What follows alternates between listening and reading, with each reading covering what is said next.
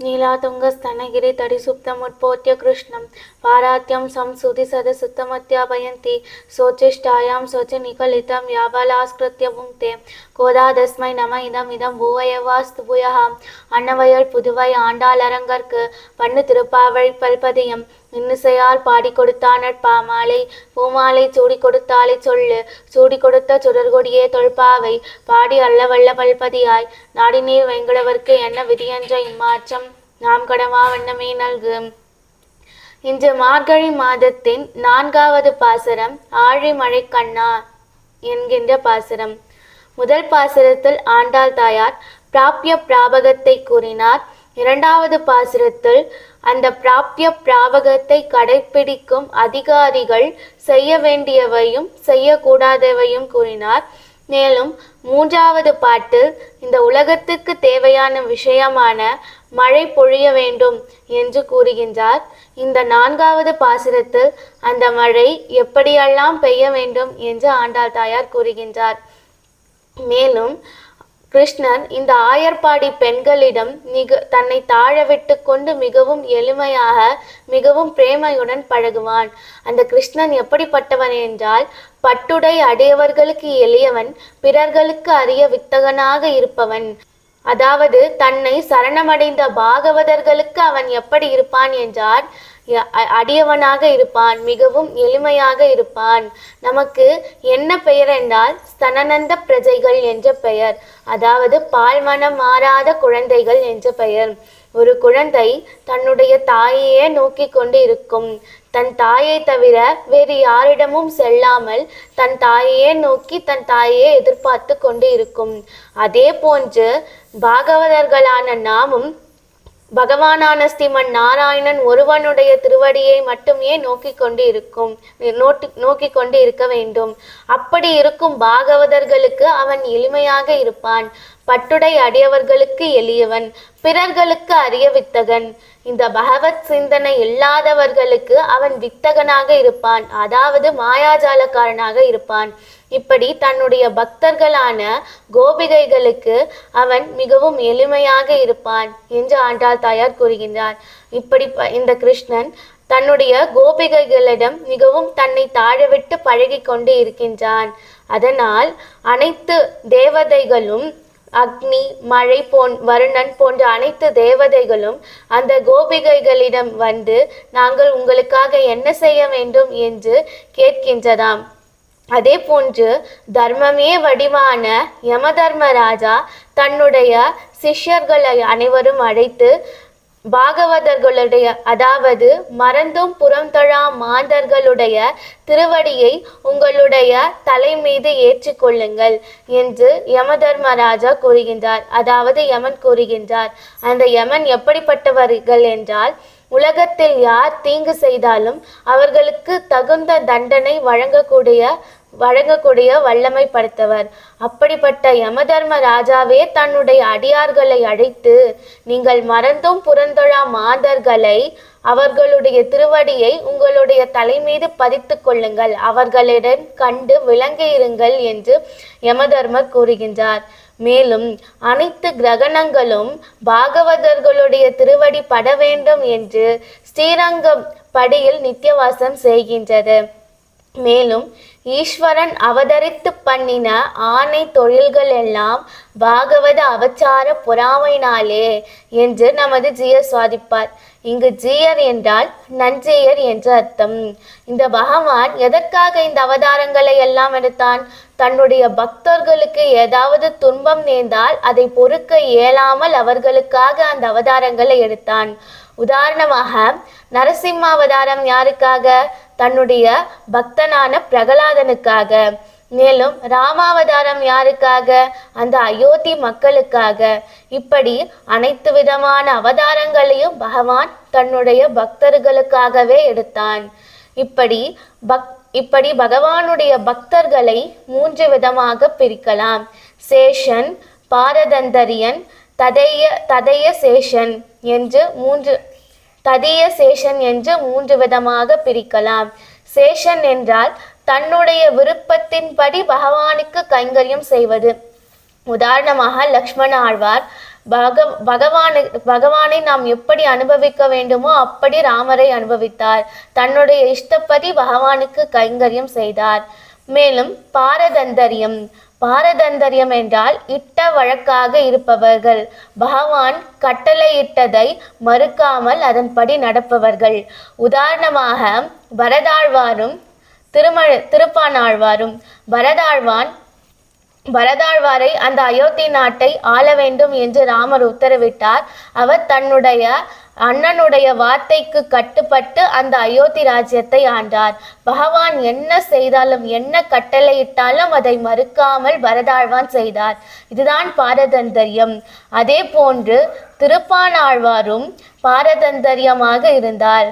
எப்பொழுது லோகசாரங்க முனிவரிடம் ஸ்ரீரங்க ரங்கநாதர் திருப்பானாழ்வாரை ஸ்ரீரங்கத்திற்கு அழைத்து வர வேண்டும் என்று கட்டளையிட்டாரோ, தன்னுடைய தோள் மீது ஏறிக்கொண்டு திருப்பானாழ்வாரை இந்த ஸ்ரீரங்கத்திற்கு அழைத்து வர வேண்டும் என்று கட்டளையிட்டாரோ, அந்த திருப்பானாழ்வார் எதையும் யோசிக்காமல் லோகசாரங்க முனிவருடைய தோள் மீது ஏறிக்கொண்டு பகவானை சேவிக்க புறப்பட்டார்.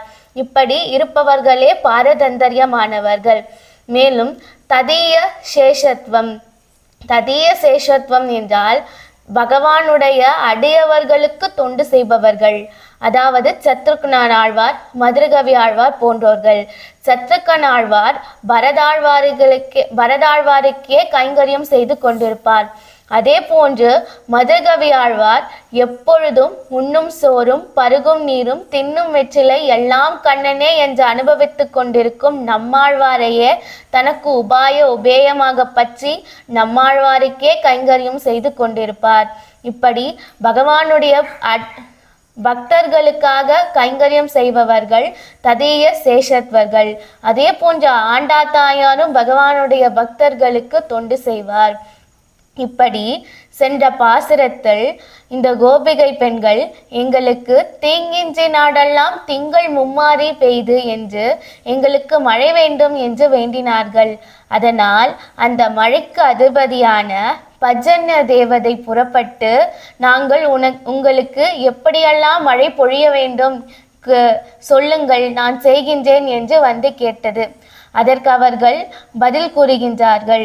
ஆழி மழை கண்ணா ஒன்று நீர் கைகரவேல், ஆழியுள் புக்கு முகந்து கொடு தேரி, ஊழி முதல்வன் உருவம் போல் மெய் கருத்து, பாழியான் தொழுடைய பற்பனாவன் கையில், ஆழி போல் மின்னி வளம்புரி போல் நின்றறிந்து, தாழாதே சாங்க முறைத்த சரமழை போல் வாழ உலகினில் பெய்திடாய், நாங்களும் ஆர்கழி நீராட மகிழ்ந்தேலோரெம்பாவாய். ஆழி மழை கண்ணா ஒன்று நீர் கைகரவேல். அதாவது முதல் பாசுரத்தில் பரமபதநாதனை கூறினார், இரண்டாவது பாசுரத்தில் வைகுண்டவாச பெருமாளை கூறினார், மூன்றாவது பாசுரத்தில் வியூக அவதாரமான திருவிக்ரமனை கூறினார். இங்கு அந்தர்யாமித்வத்தை கூறுகின்றார். அந்தர்யாமித்வம் என்றால் அனைத்து ஜீவராசிகளுடைய ஆத்மாவிலும் பகவான் வியாபித்திருப்பார். அந்த அந்தர்யாமித்வத்தை கூறுகின்றார். இங்கு யாருடைய அந்தர்யாமித்வத்தை பாடுகின்றார் என்றால் அந்த மழைக்கு அதிபதியான பஜன்னை தேவதையுடைய அந்தர்யாமித்வத்தில் வீற்றிருக்கும் ஸ்ரீமன் நாராயணனை பார்த்து கேட்கின்றார். ஆழி மழை கண்ணா ஒன்று நீர் கைகரவேல். அப்படி பஜன்ய தேவதையுடைய அந்தர்யாமித்வத்தில் இருக்கும் பகவானே, ஒன்று நீர் கைகரவேல், உன்னுடைய கையில் இருக்கும் மழை அனைத்தையும் எங்களுக்காக பொழிந்துவிடு என்று கூறுகின்றார்கள். ஆழி மழை கண்ணா ஒன்று நீர் கைகரவேல், ஆழியுள் புக்கு முகந்து கொடு தேரி. இந்த மழையெல்லாம் எங்களுக்கு போதாது, நீ சென்று கடலில் இருக்கும் அனைத்து நீரையும் குடித்துவிட்டு அதையே எங்களுக்கு மழையாக பொழி என்று ஆண்டாள் தாயார் கூறுகின்றார். அறிவியல் பூர்வமாக இதே போல்தான் மழை பெய்யும். சங்க காலத்தில் நம்முடைய தமிழர்கள் இந்த அறிவியல் விஷயத்தில் சிறந்திருப்பதை நாம் காணலாம். ஆழியில் புக்கு முகந்து கொடு தேரி, ஊழி முதல்வன் உருவம் போல் மெய்கருத்து. இவர்கள் எப்படிப்பட்டவர்கள்? ஸ்தனநந்த பிரஜைகள். எப்பொழுதே பகவானையே நோக்கி கொண்டிருப்பார்கள். அதனால் எந்த வஸ்துவை பார்த்தாலும் அவர்களுக்கு கிருஷ்ணனுடைய ஞாபகம்தான் வரும். அவர்கள் எப்படி கேட்கின்றார்கள் என்றால், ஊழி முதல்வன் உருவம் போல் மெய்கருத்து. பகவான் இந்த சிருஷ்டியை படைத்து அதை அழிக்கும் பொழுது அந்த அண்ட சராசரங்களை விழுங்குவான். எப்படி விழுங்குவான்? கரந்து உமிழ்ந்து கடந்திறந்தது கண்டும் தெளியகில்லேர் என்கின்றபடியே அனைத்து லோகத்தையும் விழுங்கி விடுவான் அல்லவா? அப்பொழுது விழுங்கும் பொழுது அவனுடைய திருமேனி எப்படி மிகவும் கருமையாக இருக்குமோ அதே போன்று கருமையான மேகம் எங்களுக்கு வேண்டும். ஊழி முதல்வன் உருவம் போல் மெய்கருத்து. அவனுடைய திருமேனி போன்று எங்களுக்கு கருமையான மேகம் வேண்டும். பாழியான் தோளுடைய பற்பனாவன் கையில். பாழியான் தோளுடைய என்றால் அழகான தோளை படைத்தவன். பாழியான் தோளுடைய பற்பனாவன் கையில். அப்படி அழகான தோளை படைத்தவனான பற்பனாவனுடைய கையில் இருக்கும் ஆழி போல் மின்னி வலம்புரி போல் நின்றறிந்து. அவனுடைய 2 அழகான கைகளில் ஆழி போல் மின்னி வலம்புரி போல் நின்றறிந்து. ஆழி என்றால் சக்கரம். சக்கரத்தை போன்று மின்ன வேண்டும். ஆழி போல் மின்னி வலம்புரி போல் நின்றறிந்து. சங்கை போன்று வெண்மையாக இருக்க வேண்டும். தாழாதே சார்கம் உதைத்த சரமழை போல். சார்கம் என்றால் பகவானுடைய வில். அந்த வில்லிலிருந்து அம்பு எப்படி வருமோ அதே போன்று எங்களுக்கு மழை வேண்டும். தாழாதே சார்கம் உதைத்த சரமழை போல் வாழ உலகினில் பெய்திடாய், நாங்களும் மார்கழி நீராட மகிழ்ந்தேலோர் எம்பாவாய். அப்படி அந்த பகவானுடைய கையில் இருக்கும் சாங்கத்திலிருந்து வரும் அம்பை போன்று எங்களுக்கு நீ மழை பொழிந்தால் நாங்களும் மார்கழி நீராட மகிழ்ந்தேலோர் எம்பாவாய். நாங்கள் எங்களுடைய பாவை நோம்பிற்கு முதல் படியான நாங்கள் தீர்த்தமாடி விடுவோம்.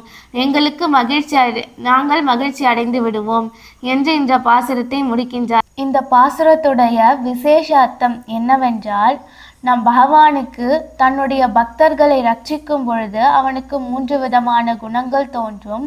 கர்மசேஷத்துவம், கர்ம பாரதந்தர்யம், கிருபா பாரதந்தர்யம், மேலும் இச்சா பாரதந்தர்யம் என்று 3 விதமான குணங்கள் தோன்றும். கர்ம பாரதந்தர்யம் என்றால் நாம் செய்தும் கர்மாவிற்கு ஏற்ப சாஸ்திரத்தின்படி தண்டிப்பது கர்மா பாரதந்தர்யம்.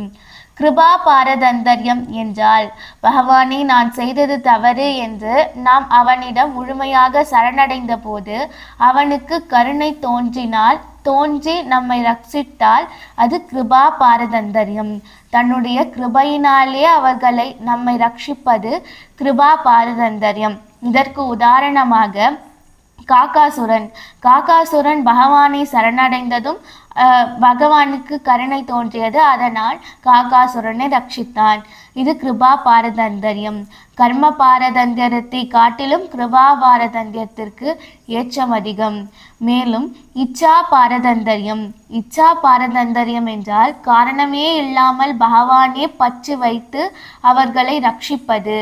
உதாரணமாக ஆழ்வார்கள் மீது ஆழ்வார்கள் மயர்வர மதிநலம் அருள பெற்றவர்கள். பகவானுக்கு அவர்கள் மீது காரணமே இல்லாத பாசம்.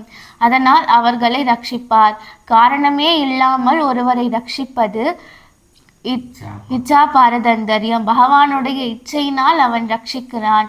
அவர்கள் எந்த நிலையிலும் சரணாகதி என்று பற்றாமல் கூட பகவான் ரட்சிப்பான். இதுதான் இச்சா பாரதந்தர்யம். ததியர்கள் மேல இச்சைப்பட்டு ரட்சிப்பது இச்சா பாரதந்தர்யம். மேலும் இந்த கோபிகை பெண்கள் மீது கிருஷ்ணன் இச்சா பாரதந்தர்யமாக இருப்பார். மேலும் ததிய சேஷத்வர்கள் மீது பகவான் இச்சா பாரதந்தர்யமாக இருப்பார். ஆழ்வார் எம்பெருமானார் ஜெய திருவடிகளே சரணம்.